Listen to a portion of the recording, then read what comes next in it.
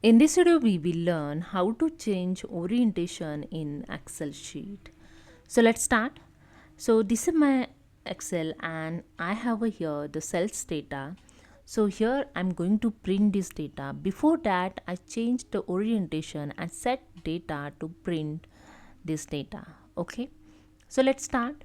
To change the orientation, go to the page layout tab. Here in page setups group have a orientation option. Okay, just click on this drop down arrow and here there are two types of orientation, portrait and landscape. So I just select here the landscape and here you can see the one line, the break line here showing. Okay, now when you print this data, this area is showing the blank in print page. So I show you, just go to the file and click on the print option to print this page, and here you can see, so this area showing the blank. In landscape orientation here select it. I just go back again.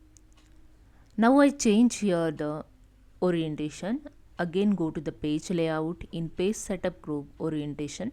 Just click on the drop down arrow and click on the portrait. Now you can see the line here, the up to the profit column showing the dot line.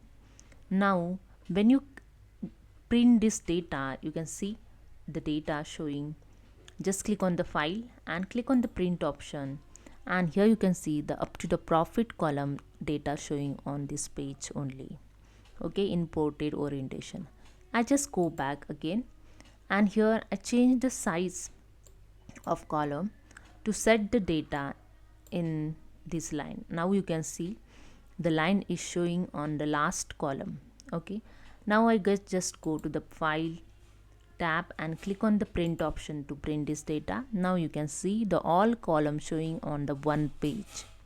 Okay, and in portrait orientation, just click on the go back and you can see, so this is a way you can change the orientation in Excel to print the data.